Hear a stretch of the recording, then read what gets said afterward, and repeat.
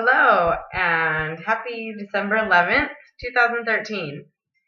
It's a Wednesday evening and I am home alone and I'm just really enjoying life at the moment.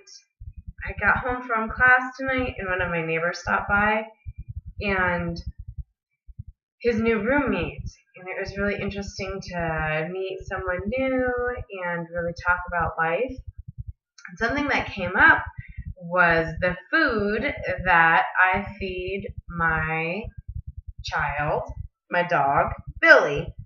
And we were talking about the type of food that I feed him and what it would be like to try it ourselves.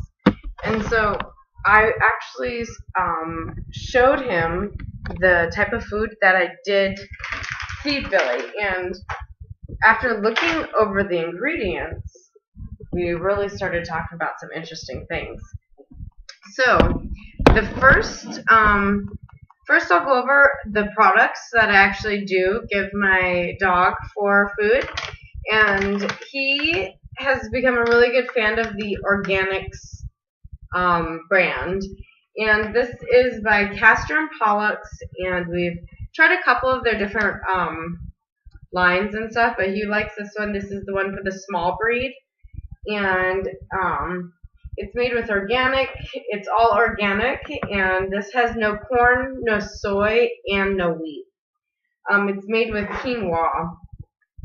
And so a lot of the ingredients in here that we went through, it's got organic chicken, poultry meal, brown rice, peas, millet, oats, salmon meal, quinoa, got some eggs and apples, pears, pumpkin, broccoli, and there's also some preservatives and different types of minerals and stuff in here.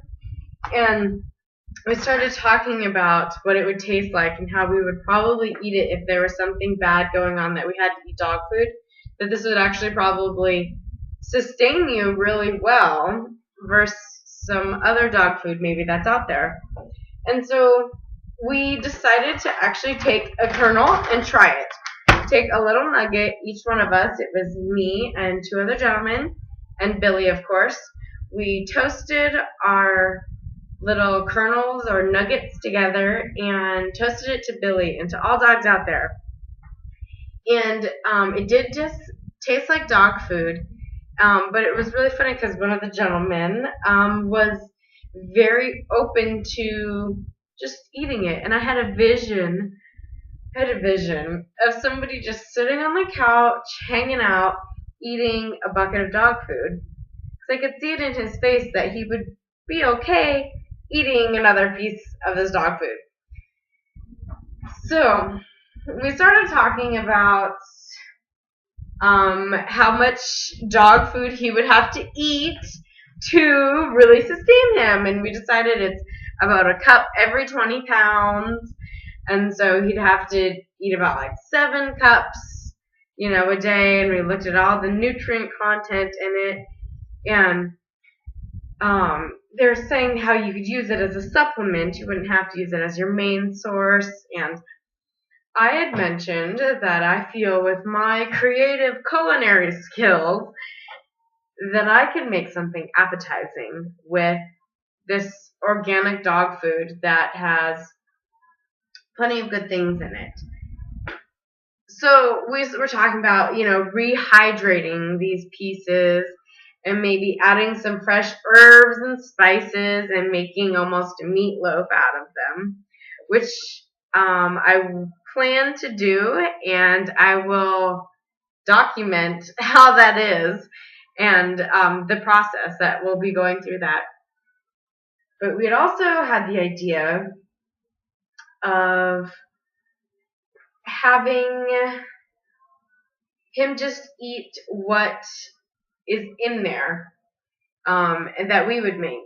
So using all organic quinoa, millet, oats, carrots, peas, using all that and using that as, let's call him subject one's base diet, and to eat as if he were eating all this organic dog food, and really looking at comparing him to another gentleman, subject 2, comparing him to his diet that would correspond with another brand of dog food, and really looking at how those compare physically, mentally, emotionally, physiologically, and psychologically. And so that is, I think, one of our next moves. I talked to them about the Pottinger cat theory and his take on genetics, DNA, and the generational sequence that it can follow.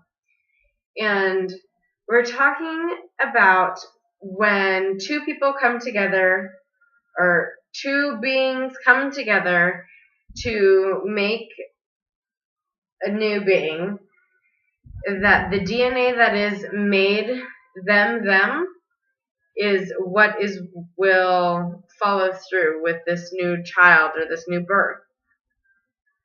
That looking at any changes that we may want to make, or as a woman, it seems like a lot of the time women don't begin taking caffeine, fatty foods, and high sugars and getting exercise. They're not doing all those things before they get pregnant. It's, oh crap, I'm pregnant, I need to work out, stop smoking, stop drinking, I need to eat healthier, I should probably move my body. It's all these things that we're waiting until something happens to tell us to do it. And I think right now, that's the moment. Right now is the time to do it. Change the future by changing these things in your life. Don't wait. And if you're waiting, right now's the time. Because we'll just push everything off so much, and it turns into these habits of just pushing off, and we don't even know how to begin things because we've become so ingrained in the way of pushing off. So, down to the organics, down to the raw organics of things. Begin now. Let's not wait. Okay? Feel like I'm getting too serious now, so I'm going to say peace out and juice on. And it was good to see you guys.